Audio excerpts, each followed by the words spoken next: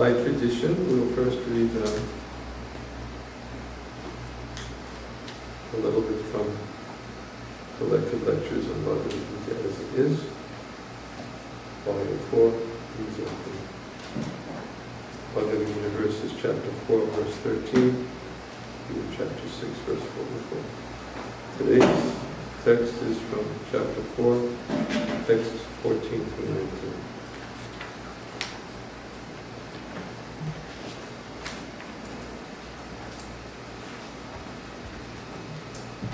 That's the day we left off.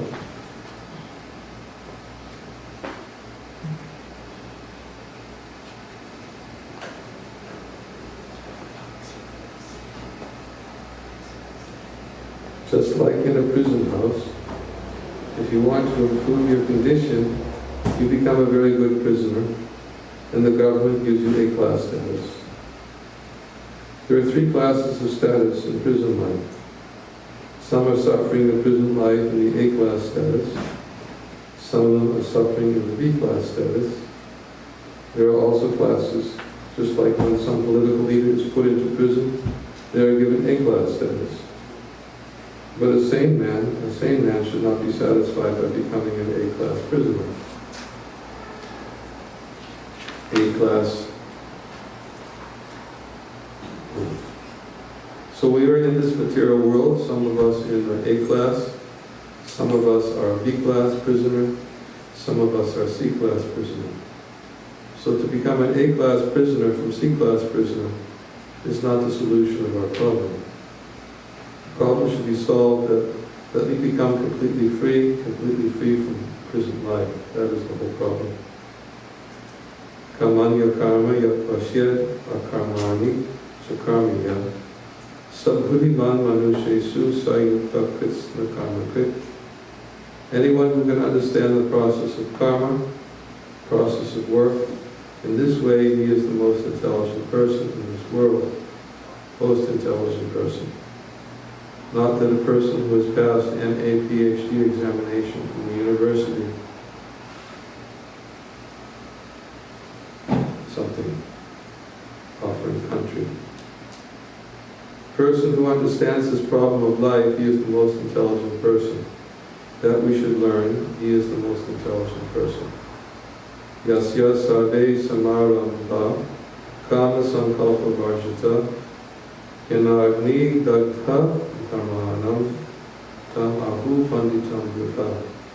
Pandit means learned, and Buddha means one who is well versed. He is called Buddha. Buddha, this very term you will find in another place of Bhagavad Gita, in the 10th chapter, Buddha Bhava Samanvrata. Aham savasya prabhavo mataksaram prabhatate iti matva bhajante mam Buddha Bhava Samanvrata. That Buddha you'll find in the 10th chapter, and the same Buddha, Pandit, and Buddha. Pandit according to the Bhagavad Gita. Pandit means learned man. The Sanskrit word Pandit means, and Buddha is well-versed. Stopping on the top of page 53.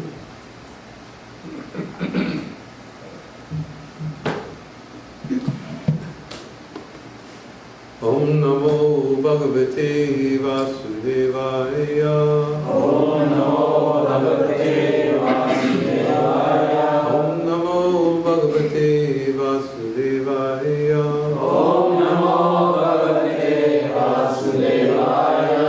Om Namo Bhagavate Vasudevaya. Om Namo Bhagavate Vasudevaya. How do we do this? Is there a verse? Are there books? Do I read it myself? What's the process? What's that screen for? Yeah, we'll display. It's not used for verses? Yeah, we'll display. Within 2 minutes. What does it take? We will display the words. It's not usually done. I assume because nobody prepared it. Or who's the person who usually prepares it? Sometime on Sunday feast we use this. Huh? Sunday feast we use this. On Sunday feast we use it. You don't use it regularly. I got it. Okay.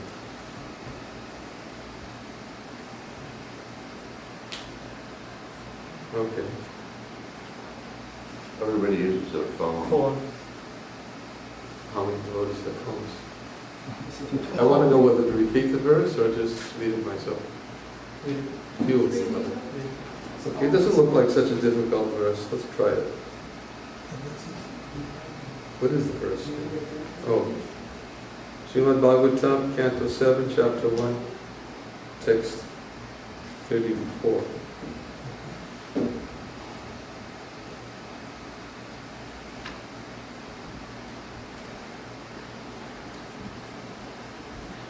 Shri Yudhisthira Sri Yudhishthira Idrisha Kasya Kasya Pa Sapa Haridasa Haridasa Abhimarshana Abhimarshana Ashradeya Ashwadeya Iva Iva Avati Avati Hari Hari Ekantinam Ekantinam Bhava. Bhava. Is it going to happen? Please bring the laptop. Bringing the laptop.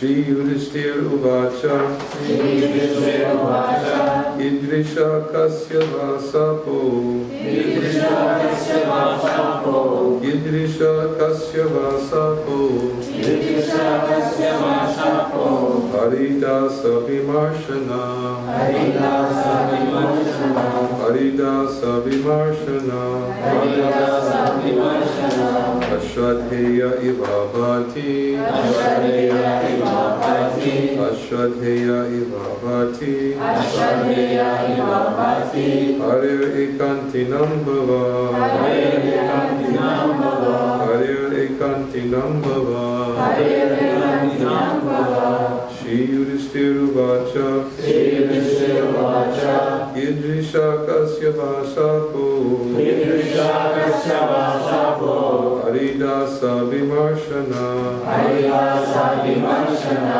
Ashradheya Ivavati Ashwadeya Ivavati Harir Ekantinam Bhava Hare Ekantinam Bhava Shri Yudhisthira Uvacha Sri Yudhishthira Uvacha Idrisha Kasya Vasapo Idrisha Kasya Vasapo Haridasa Vimarshana Haridasa Vimarshana Ashradheya Ivavati Ashwadeya Ivavati Harir Ekantinam Bhava Hare Ekantinam Bhava Shri Yudhisthira Uvacha Sri Yudhishthira Uvacha Idrisha Kasya Vasapo Idrisha Kasya Vasapo Haridasa Vimarshana Haridasa Vimarshana Ashwadeya Ivavati Ashwadeya Ivavati Hare Ekantinam Bhava Hare Ekantinam Bhava Sri Yudhishthira Sri Yudhishthira Uvacha Idrisha Kasya Vasapo Idrisha Kasya Vasapo Haridasa Vimarshana Haridasa Vimarshana Ashradeya Ivavati Ashwadeya Ivavati Hare Ekantinam Bhava Hare Ekantinam Bhava Sri Yudhishthira Uvacha Sri Yudhishthira Uvacha Idrisha Kasya Vasapo Idrisha Kasya Vasapo Haridasa Vimarshanam Haridasa Vimarshana Ashradeya Ivavati Ashwadeya Ivavati Hare Ekantinam Bhava Hare Ekantinam Bhava Sri Yudhishthira Uvacha Sri Yudhishthira Uvacha Idrisha Kasya Vasapo Idrisha Kasya Vasapo Haridasa Abhimarshana Haridasa Vimarshana Ashwadeya Ivavati Ashwadeya Ivavati Hare Ekantinam Bhava Hare Ekantinam Bhava Shri Yudhishthira Uvacha Sri Yudhishthira Uvacha Idrisha Kasya Vasapo Idrisha Kasya Vasapo Haridasa Vimarshana Haridasa Vimarshana Ashwadeya Ivavati Ashwadeya Ivavati Hare Ekantinam Bhava Hare Ekantinam Bhava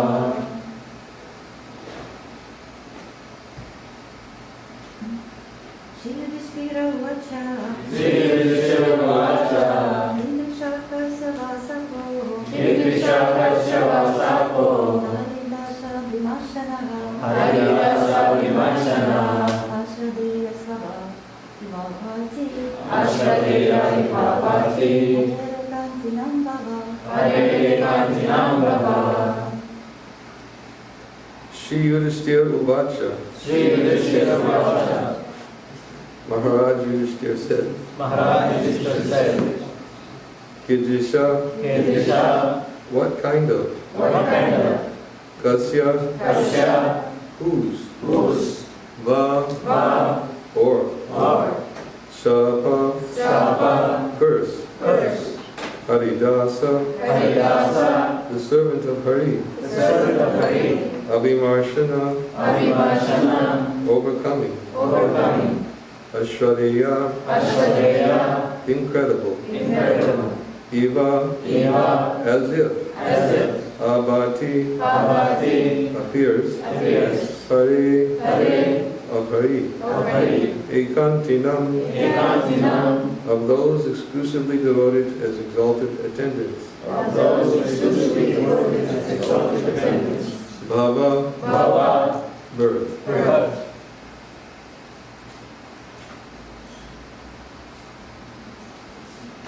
As they say in Russian, не получилось. Means didn't happen.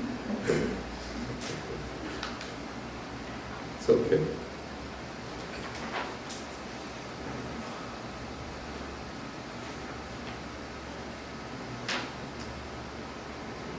Translation. Maharaj Yudhishthira inquired. Let me read first. What kind of great curse could affect even liberated Vishnu Bhaktas? And what sort of person could curse even the Lord's associates? For unflinching devotees of the Lord to fall again to this material world is impossible. I cannot believe this. Again, Maharaj Yudhishthira inquired. Maharaj Yudhishthira inquired, What kind of great curse could affect even liberated Vishnu Bhaktas? what kind of great curse could affect even liberated Vishnu Bhaktas? And what sort of person could curse even the Lord's associates? What sort of person could curse even the Lord's associates?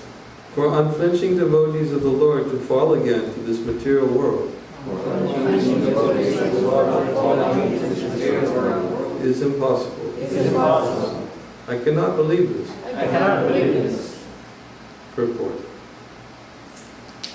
In Bhagavad Gita 8:16, the Lord clearly states, Mam upecha tukanteya puna janma navijate, one who is purified of material contamination and returns home back to Godhead does not return to this material world.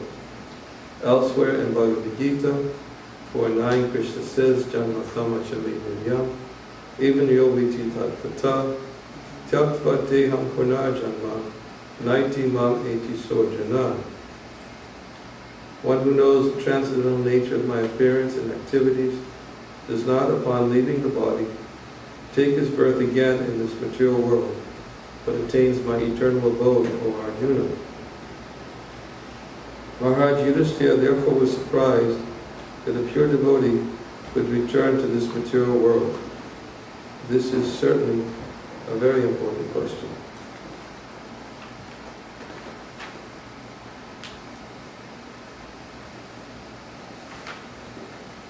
Translation again. Maharaj Yudhishthira inquired what kind of great curse could affect even liberated Vishnu Bhaktas, and what sort of person could curse even the Lord's associates. For unflinching devotees of the Lord to fall again to this material world is impossible. I cannot believe this. Om Jnana-timirandasya Chiranjana Salakaya Chaksho Unnitamina Tasmai Shri Gurave Namaha Okam Karoti Vachalam Angum Magayate Yaktiba Tamaham Mande Shri Gurave Nitana Nama Om Vishnu Padaya Krishna Prasthaya Mutale Shrimati Bhaktivedanta Swami Namane Namaste Saraswati Devi Gauravani Pracharane Nirvishesha Shunyavadi Pastasya Deshatarane Jai Shri Krishna Chaitanya Prabhu Nityananda Shri Advaita Gadadhar Shivasati Gaura Bhaktivinda. Hare Krishna, Krishna Krishna, Hare Hare, Hare Ram, Ram Ram, Hare Hare.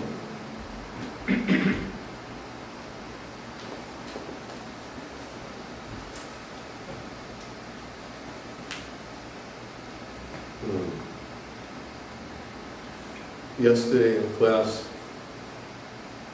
I alluded to a very detailed presentation that's given elsewhere, which really, essentially, explains this whole Leela of the deliverance of the Lord's devotees, but specifically the deliverance of Jai and Vijay. The verse they had taken as Hiranyaksha, Hiranyakashipu, as Ravana, Kumbhakarna, and as Shishupala, Dantavakra. And as we know from Srimad Bhagavatam, there is an explanation given how they were gatekeepers of Vaikuntha. They obstruct the passage of the four Kumaras.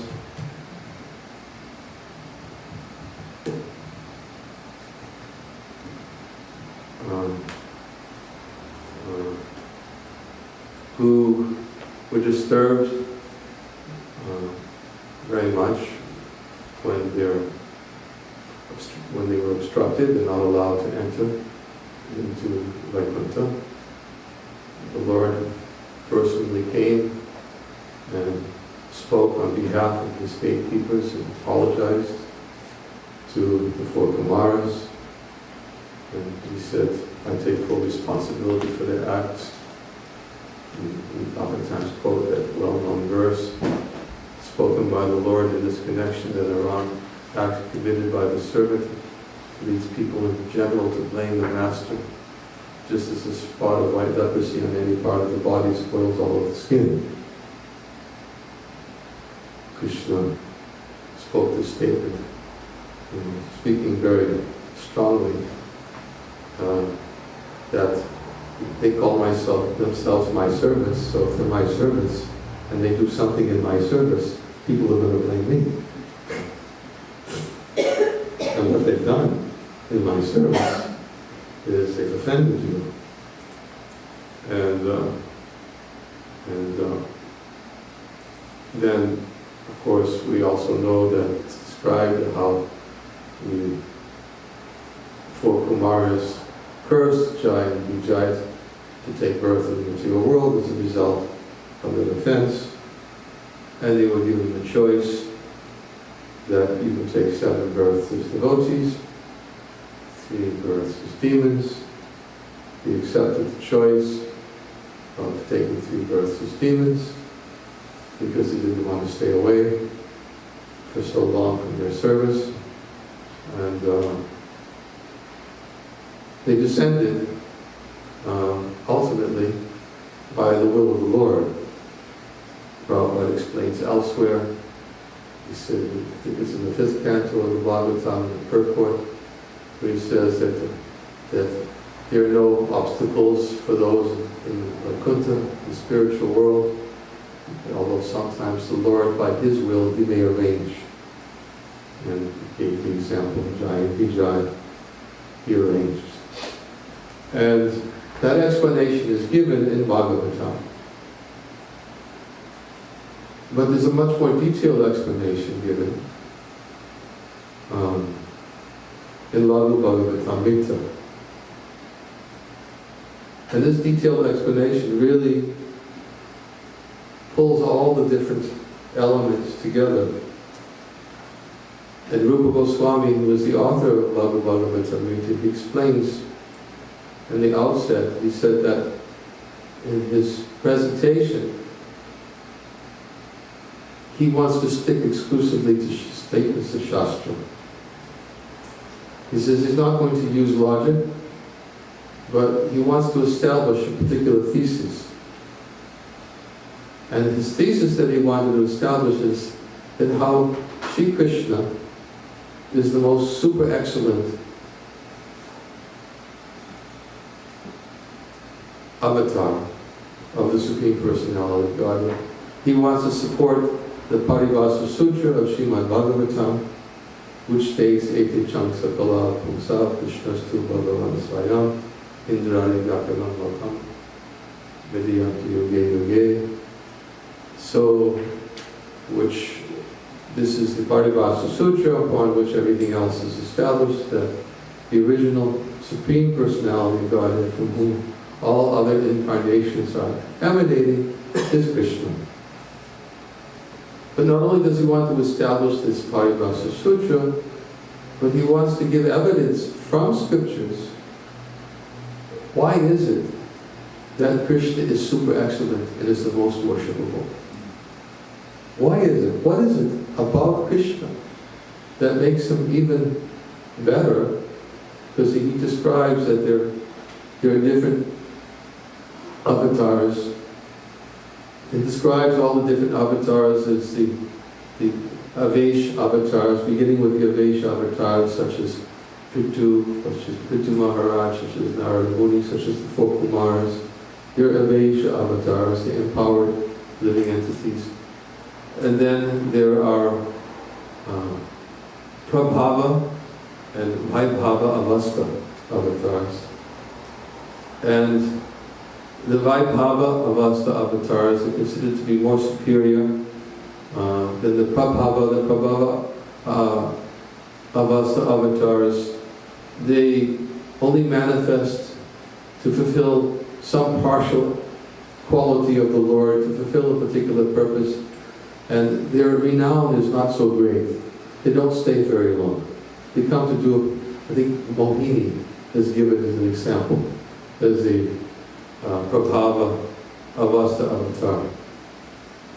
Then he says there are Vaibhava Avastha avatars who are personalities such as Dhanvantari, Kapila Dev, Vyasadeva, that they stay for much longer periods of time in this world, and their renown is greater than these other avatars. And then he says that beyond these, the Vaibhava Avastha avatars, he describes the Apara Avastha avatars. And the Para Avastha avatars are three. And the Apara Avastha, they are the supreme avatars because they manifest all six qualities. And he says that those three are Lord Nrsimhadev, Lord Ramachandra, and Krishna. The Apara Avastha avatars. But then he goes on to explain why Krishna, because this is his thesis. He wants to give an explanation why an intelligent person should worship Krishna. What is the super excellent qualities of Krishna that makes him most worshipable? Of course, Lord Ramachandra and Lord Nrsimhadev, they're also Krishna. But what is it that makes Krishna the most superior? And he uses this, one of his evidences that he gives from Shastras again, and he's speaking from, predominantly in this particular section, he's speaking from the Vishnu Purana, in a conversation between Parashara Muni and Maitreya Rishi. He speaks and gives the evidence that what happened when Hiranyakashipu was killed by Lord Nrsimhadev. Hiranyakashipu had to take birth again. Of course, we look at this from different angles. Some people say, of course he had to take birth again because it had to take 3 births as demons before they could go back. But he brings out something else this is from the Vishnu Purana, as I said, that why he had to take birth again, and why he took birth in his next life as Ravana, and why when he was killed by Lord Ramachandra, why Ravana still had to take another birth as the king of Chedi, who was Shishupal. And how is it that Shishupal, and this is what we spoke about yesterday, how is it Shishupal, many of us think that we see this spark entered into the body, he achieves Sayuja Mukti, but actually, Rupa Goswami explains that there's different types of Sayuja, and the particular Mukti that Shishupal achieved was he was established a relationship with Krishna when he was killed by Krishna. Why was he get that relationship with Krishna? And he gives the Sanskrit for it also. I'm just giving you a little summary because I want to take advantage that I'm speaking in the English meeting. I could never do this elsewhere. I could never sit and read something because everything I read, every sentence has to be translated, and people lose it. You know, they lose it. I have to keep everyone's attention. So, you know, I may read something, but I'll always say something to keep everybody focused because I don't want people to lose it. Because actually, the essence of the point that we're going to talk about today, and we alluded to yesterday, what is it that really, I mean, for Shishupal, what is it that really got him such an exalted status? It was his absorption. He was absorbed in Krishna. He was absorbed. He was so absorbed in Krishna. He was so envious, but he was absorbed in Krishna and he accepted Krishna as God. Whereas Ravana, he thought Ramachandra was, you know, some super powerful human being. And he wasn't absorbed in Ramachandra in the same way Shishupal was absorbed in Krishna. And Hiranyakashipu also, he just thought, you know, who's this half-man, half-thine who has the audacity to challenge me? You know, there was no question of it. He was killed, but there was no absorption. There was some, I don't know if there was fear. Doesn't seem that Hiranyakashipu displayed it. If you're like Kamsa, his absorption was fear. And as we spoke about the other day, it was not anukul, it was not favorable, because Kamsa was always just fearful of Krishna because Krishna is going to be the source of my death. But anyways, the point is that absorption. Why is it that Shishupal got this special type of Sayuja, where he actually, a relationship was established? These points are going to be brought out by Rupa Goswami, and again, not by logic, by Shastra. So I'm going to be presenting Shastra, and you'll see it's very logical Shastra. And then, of course, the verses that Rupa Goswami gives is this evidence about the superiority of Lord Krishna. This is not the whole argument that he gives to establish Krishna's superiority. It's only one of many references he gives in the Laghu Bhagavatamrita. But it's very, very enlightening. It's very, it's very absorbing also. So as I said, I want to take advantage, and I hope you'll be absorbed in it as I am when reading it, trying to cover this theme of what is so special about these events of these three Para Avasta incarnations of the Lord, who are supposedly equal, but what makes it? What is there a hierarchy here, or are they equal? What is it that makes Krishna super excellent above all others? What is it that makes him the most worshipable And why is it? Because Rupa Goswami, at that particular time when he had compiled his Laghu Bhagavatamrita, it was at a time with a current thought. Many people were thinking that actually Krishna was simply an incarnation of Vishnu. Common. Even today, people think that way. And there are other misunderstandings, and Rupa Goswami wanted to take Shastra and give that as evidence to clearly establish without any doubt that Krishna is tu Bhagavan Swayam, that Krishna is the most worshipable, and if one wants to achieve the ultimate benefit, then one should worship Krishna. And these are the, as I said, this is the evidence he's going to give, and I'm going to begin reading. It's already 9 o'clock. I would probably not even establish everything. There are about 20 verses with purports. The purports are by Baladeva Vijayabhushan. And the purports simply expand on the verses themselves, which were originally given by, as we said, Parashara Muni in the Vishnu Purana. So, let me start so I can give you a little hint of what we're talking about.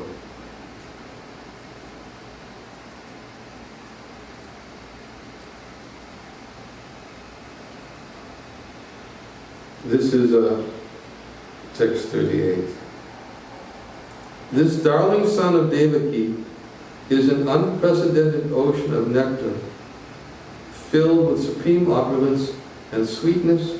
Later we will focus on his characteristics in detail. From the Puranas and other scriptures we learn that he resides in 4 places: Vraj, Mathura, Dwarka, and Goloka. At this point, this is all the verses, not commentary. Whenever there's commentary, I'll say commentary. At this point, someone may ask whether Lord Nishinga and Lord Ramachandra are on an equal level with Krishna. To answer this question, let us review how the Vishnu Purana addresses this issue. This is Rupa Goswami. Okay. And then, in the purport, Baladeva Vijayabhushan, which is, of course, brilliantly translated and rendered into English by Gopi Purana. By the way, I think this was just published maybe a year ago? Huh? Only 1 year ago. Yes. Yeah. Only, it took a long time. Gopi Purana had done everything, but then the Sanskritist had to take everything, put it into context, and the editing, the BBT did all the editing. Now available. It's now available, yeah. Maybe 2 years ago. Maybe 2 years ago. So this is Baladeva Vijayabhushan's commentary. Someone may infer from Srila Rupa Goswami's initial description of the Para Avasta forms that the 3 incarnations in the topmost category are equally full manifestations of the Supreme. Has our venerable author forgotten his thesis that Sri Krishna alone is original and supreme? The description of the excellences of Lord Nisringa and Lord Ramachandra leads the way, step by step, to correct understanding of Krishna. It is only natural to enter a palace by walking up the staircase that leads to its entrance. So he's going to bring us step by step. Yes, they are the 3, but now he wants to establish thesis that Krishna is super excellent. The next verse. In part 4 of the Vishnu Purana, Maitreya asks this question. After Vishnu killed Hiranyakashipu and later Ravana, the jiva who had taken birth as those demons achieved facilities for material enjoyment even the demigods cannot attain. Why, in those circumstances, did he not achieve the liberation of merging into the eternal Lord Hari, as he did after he took birth as Shishupal, who was killed by the Lord? Okay, So someone may say, of course they couldn't, because they had to take 2 births. But there's more. There's much more that's going to be brought to light. Here, Baladev Vijayabhushan says, the Sayuja that's in this verse, which is in reference to Shishupal, the Sayuja in this verse refers not to the imaginary obliteration of individual existence and merging into the Supreme, but rather to Sahayoga, a union of intimate cooperation. Even the Shrutis sometimes use the word Sayuja to mean close connection rather than complete merging. Then he gives an example. Maitreya is curious to know, this is not the example, I'm skipping the example. Maitreya is curious to know why Hiranyakashipu and Ravana did not achieve liberation when they were killed by the Supreme Lord, where Shishupal achieved it at once. Hiranyakashipu, Ravana, and Shishupal are 3 appearances of the same gatekeeper, Vaikuntha gatekeeper, Jaya. While the Shringadev, Ramachandra, and Krishna are 3 appearances of the same personality of Godhead. Does this occurrence provide evidence of a measurable hierarchy of essential identity and personal qualities among these 3 para avasta rupas of the Supreme Person? Any questions? Huh?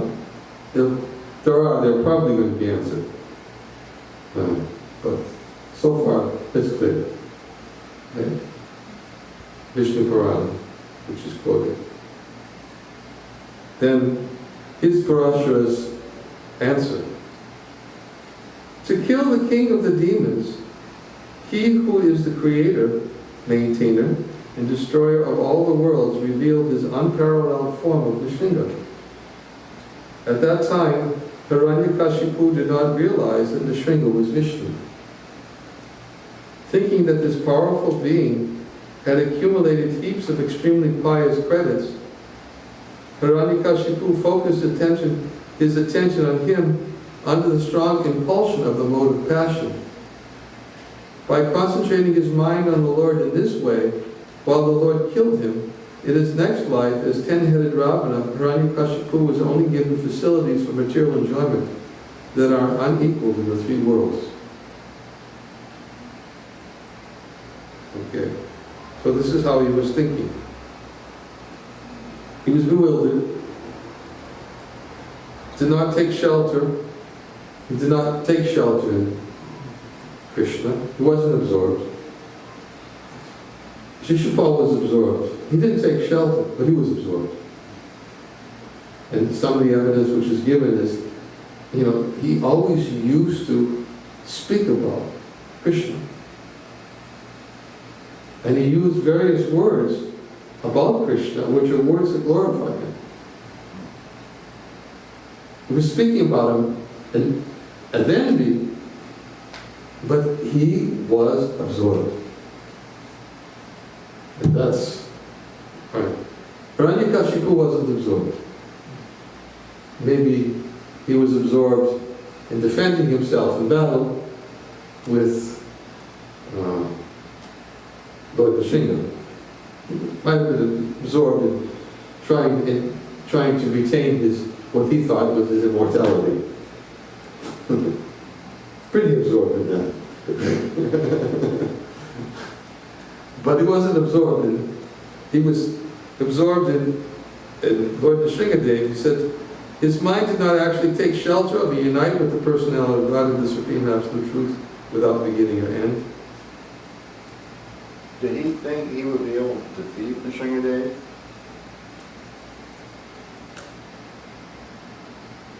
Did he think he'll be able to? Did he feel that he could defeat Nrsimhadev? Because he was thinking he was immortal? Yeah. Uh-huh. Yeah. You want to say something? Awesome.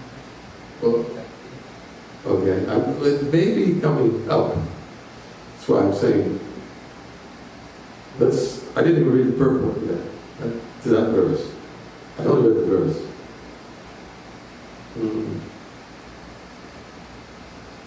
So, to kill the king of the demons, who is the creator, maintainer, and destroyer of all the worlds, revealed his unparalleled form of Nishinga. At that time, Hiranyakashipu did not realize that Nishinga was Vishnu, thinking that this powerful being had accumulated heaps of extremely pious credits. That's what he was thinking, of how he was thinking. That he was thinking that Nishingadev was some powerful being who accumulated so many powerful credits to be able to be as powerful as he was. Hiranyakashipu focuses his attention on him under the strong impulsion of the mode of passion.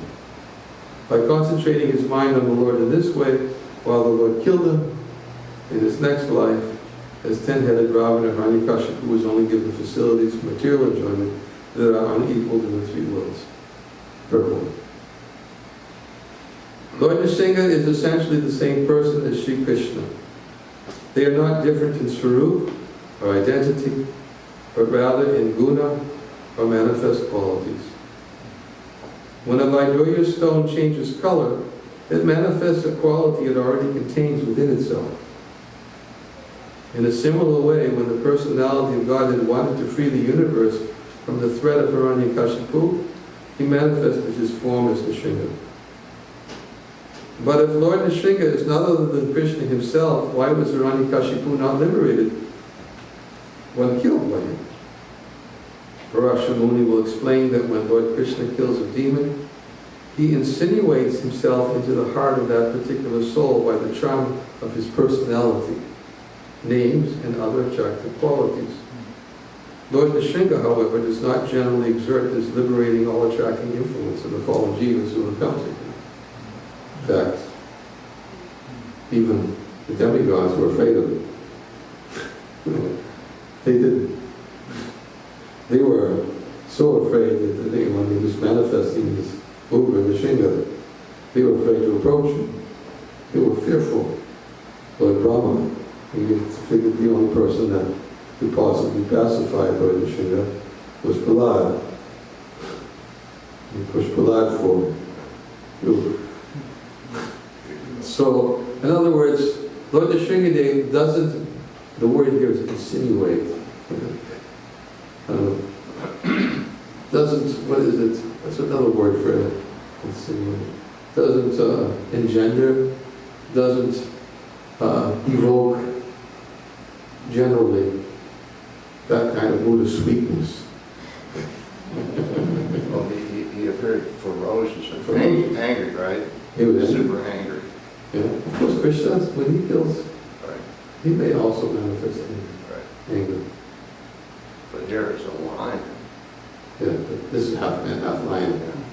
Yeah. And Hiranyakashipu was thinking, what did this guy do to get this powerful? That's all he was thinking.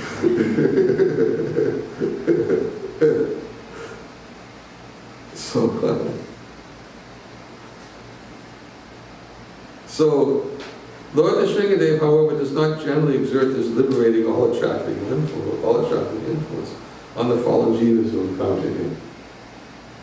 Then what was Hiranyakashipu's awareness regarding the Lord in his form as Nishinga?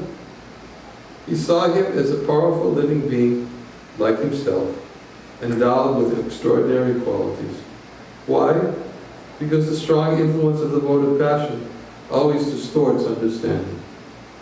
Nevertheless, in spite of his bewildered condition, by intensely focusing his attention on this amazing man-lion who would kill him with his own hands, Hiranyakashipu gained in his next life wealth and power beyond the reach of the demigods.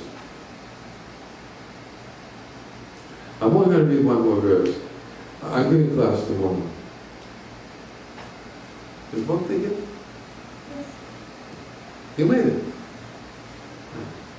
Bhakti is a source of strength for me. I don't know. I was so disappointed when I heard you had to go to Haymarket this morning. You'll be here tomorrow morning? I mean, I'm not forcing you. I'm asking. Yeah. Many of these questions, I mean, you might still have them, but there's so many more things. And please forgive me, as I said, I really wanted to take advantage of the English medium because for me, it's a way to be absorbed too. I mean, really, honestly speaking, it's like it's a luxury to be able to speak to an audience that understands everything I say. And I'll have to worry about, I usually have to worry about, does the translator's microphone work? And I always have to give him my microphone because it's more important than him me. Because nobody understands me, or very few people understand. But it's much more absorbing. So I really, if I ask you permission to please give me this pleasure of being absorbed by, reading and elaborate tomorrow. Today too. We have Huh? evening as I can't hear you. we can have evening also. I can't hear you. We can have evening also. In the evening. Oh, And also, many duties are available now. Today is off for many people. tomorrow's not? Tomorrow also off. Okay. But tomorrow we have the celebration at 11:30, so there is time there. Yeah. Today we can go on. I'm going to read another verse. Let's go on with, we'll finish with Nishinga and Hiranyakashipu. Okay? Alright, we'll finish with that. Tomorrow or maybe some other time. Well, I haven't figured out exactly when. We'll actually go to Ravana and Ramachandra. Ramachandra is definitely, I think he's definitely absorbing. I mean, there are a lot of people who are absorbing around. I mean, even, who was it? Anupam, who was brother of Rupa and Sanatana. He was Brahmabhakta. And Lord Chaitanya, he tried to change Vairagupta's absorption. Vairagupta was, he was Hanuman. And he tried to change his absorption because he was so absorbed in Ram. And Lord Chaitanya, realized, he said, I can't. Fortunate is that person who's so absorbed in his worshipful Lord that will never give him up. And that such a person who will never give up his worshipful Lord, and the Lord will come personally and drag him by the hair. His worshipful Lord. This was what Lord Chaitanya said to Vairagupta. So yes, there are many who are absorbed, but still, there's the super excellence of Krishna. What is it about Krishna that just makes him? Why is it that Lord Chaitanya, when he was at the home of Yankata Bhatta, why was he trying to get him, try to convince him when worshipping Lakshmi Narayan, but he tried to make them understand that Krishna is superior. There's something about Krishna that makes him superior. And anybody who worships him, and anyone who makes the effort to absorb their mind and thoughts in him, then Krishna, he has just read, he insinuates his presence in such a way in such a person for their efforts to hear about him, to speak about him, and to remember him. And even someone like Shishupal, there's the verse, I think, what is the verse? I think it's in this chapter of the Bhagavatam. Yes, just verse 31. He said, my dear King Yudhishthira, the gopis by their lusty desires, Kamsa by his fear, Shishupal of the kings by envy, the Yadus by their familial relationship with Krishna, you, Pandavas, by your great affection for Krishna, and we, the general devotees, by our devotional service have obtained the mercy of Krishna. All of them were absorbed in Krishna. Although, as we heard about the other day, aspects that was not so anukul, not so favorable. But Shishupal, even hated him. He hated him. He hated Krishna. But Krishna killed him and gave him a relationship with him. Now, of course, this is not so uncool either. This is not recommended. But if you have to hate somebody intensely,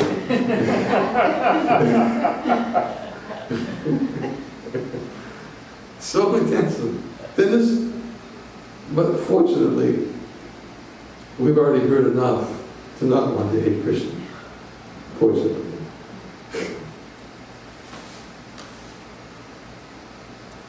So, as we said, we're going to we'll finish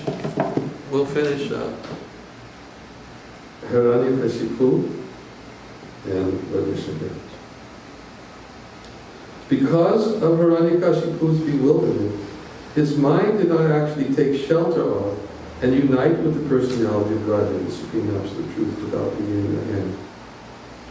Purport: before one's mind can fully enter the transcendental shelter, one must become convinced that he is the Absolute Truth.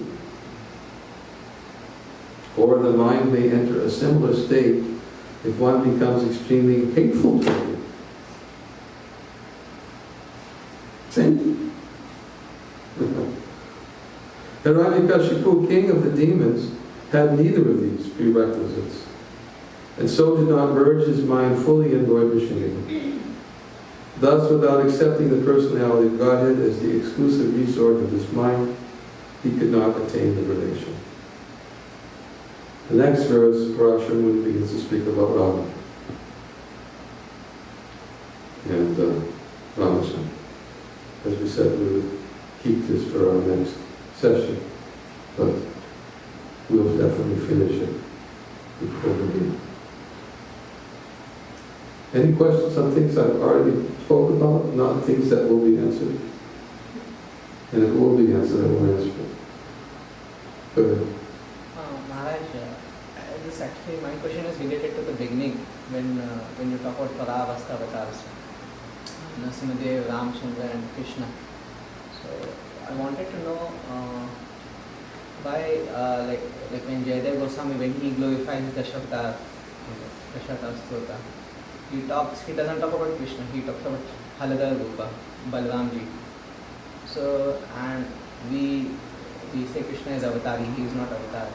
So how exactly, why not actually instead compare Balramji? But he glorifies these different incarnations and worship this way. In other words, why does he not worship Balaram, who is actually Krishna himself? Why does he worship Lord Nrsimhadev, who is actually Krishna? I don't understand. He's glorifying these different appearances of the Lord.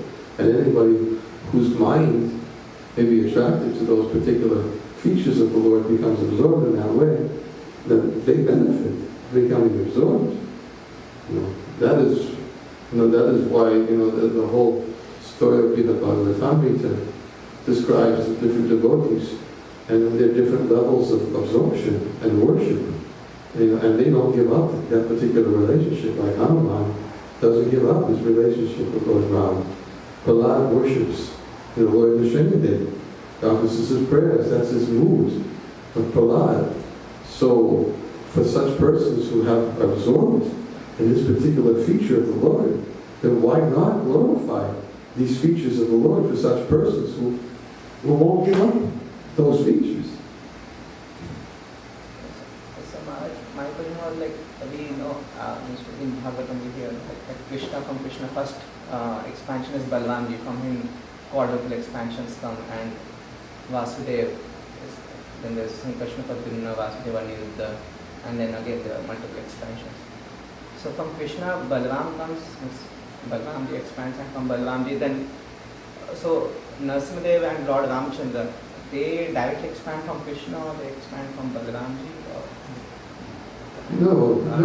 And The because we are reason why he comparing calls them these Paravasa, because he says that they manifest the 6 qualities, all 6 qualities, where others don't manifest all 6 qualities. But that's what qualifies them as Paravasta. They manifest all 6 qualities. And that what makes them equal for those. Yes. What kind of relationships did Krishna give to Shishupal? What kind of relationships? Servants or...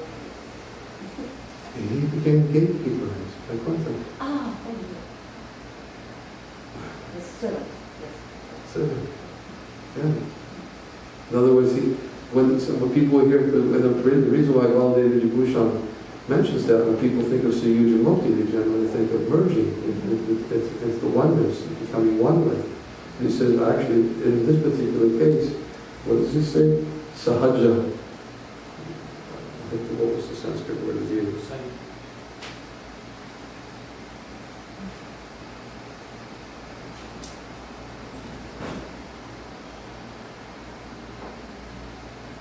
Sahayoga, not Sahaja. Sahayoga. He said, Sayuja in this verse refers not to the imaginary obliteration of individual existence. Of course, the word imaginary here is also because they think themselves liberated. And merging into the Supreme, but rather Sahayoga, a union of intimate cooperation. Intimate cooperation. Service. Okay. Last question. So did Kansa also attain liberation? Kansa? Yeah.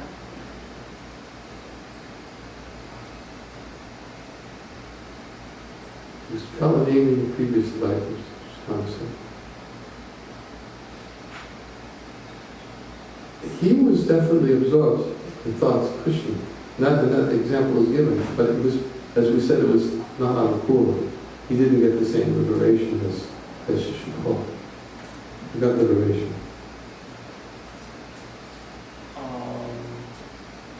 Okay. How was his absorption different from Shishupal's absorption? Because both were not Anukula, right? Shishupal's absorption was that he was absorbed. Actually, that's a good question. It wasn't Anukula, of course. Anukula, favorable means absorbed. Anukula in the sense that he got liberation and he got his intimate relationship with Krishna in his skill. But yeah, Kamsa, and I guess that verse also speaks that, which is the verse we just quoted. Because Kamsa was given as the gopis, on par with the gopis, the Yadus, Kamsa by fear. What was the verse? 31? 31. Read this. Huh? 31. Yeah. Gopis, Kamsa by fear, Shishupal by envy, Yadus by their familiar relationship, and Pandavas by a great affection. And we general devotees by our devotional service obtain the mercy of Krishna. Yes. So it seems you got. Yes. Which kind of mercy he got? Well, Sayuja is not mercy. No. No. Mercy is to have either live on the same planet, to have the same features, the same opulences, or to become an associate. But to become one with, that's not permanent liberation. With such persons, to become there, that's not mercy.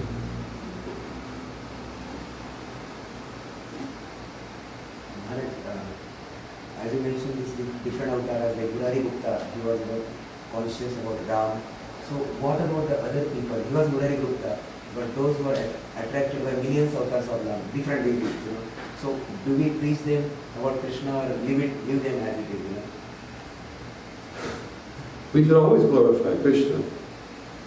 And Lord Chaitanya gave the example that he tried to convince Venkatapanta. But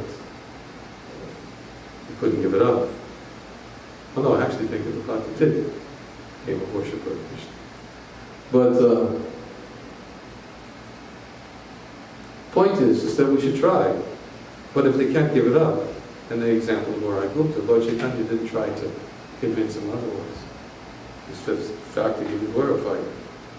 So fortunate, the person can't give up his worship of the Lord. You know. So when we meet people like that, we should try, but we should definitely not condemn. I've seen that devotees sometimes do. Oh, you know, why don't you accept? I'm giving you the evidence. This is the evidence. Why don't you not accept it? Maharaj, it is said that the very reason we are in this material world is inward towards the Lord. I can hear you. The very reason we are in this material world is due to the envy towards Lord in the spiritual world. But here we see that because of envy, Shishupala now they got liberated. So how do we discuss the relation in this condition? They were killed by the Lord. Krishna killed them. And it's not that they were dovetailing or envy. You know, envy is something that cannot be dovetailed. You know. But it also, we have to understand, it's pastime. That the fall of Jaya and Vijaya is a pastime, and it's explained elsewhere in the Bhagavatam. It's arranged by the will of the Lord, by the Lord's desire, because the Lord can't fight with anybody. He sometimes wants to fight with the devotee. Although, interestingly, we'll read, I don't want to reveal the whole thing, but in part, it was the Lord's desire, but actually, Baladev Vijayabhushan explained that Jaya and Vijay were hearing bards who recite the glories of the Lord in Vaikuntha, and they were hearing the glories of how the Lord fights demons. And by hearing those glories from the bards in Vaikuntha, how the Lord fights demons, they were thinking, wow. And the Lord, by the Lord, they had a desire also, they wanted to fight. And therefore the Lord said, okay, I'll fight. I'll fight with them, I'll fulfill their desire. I'll fulfill their desire and let them take birth. But he also makes another point, and he says that the Lord appears in different kalpas, but he only refers to this one kalpa of when Hiranyakashipu, Hiranyaksha, Parasha Muni in the Vishnu Purana only refers to one kalpa, because if it happened in many kalpas, then it would seem to indicate that they come back again in every kalpa. Hiranyakashipu, I mean, when Lord Shingadev comes to kill in every kalpa, but it's not the same person that comes. Because otherwise, then that would seem to indicate that someone goes back to the spiritual world and he has to come back again and again and again. But it was only one kalpa. And only one kalpa, only one lifetime of Lord Brahma did Jaya and Vijay fall from the spiritual world. And then when they went back, and this is the point that's, you know, that Yudhishthira Maharaj brings up to Narada Muni, how can I accept that when somebody goes back, when he returns, he falls? I said, he says it's impossible. And Baladev Vijayabhushan explains it, that yes, when they went back, that was it, they went back. And the when Lord Shingadev comes again in different kalpas and kills Hiranyakashipu, it's not Jaya Vijay, they're back. They're back. Anyways, that will come out tomorrow. I'm just giving you a little. No, I'm going to stop. A little feature. No, I'm stopping there.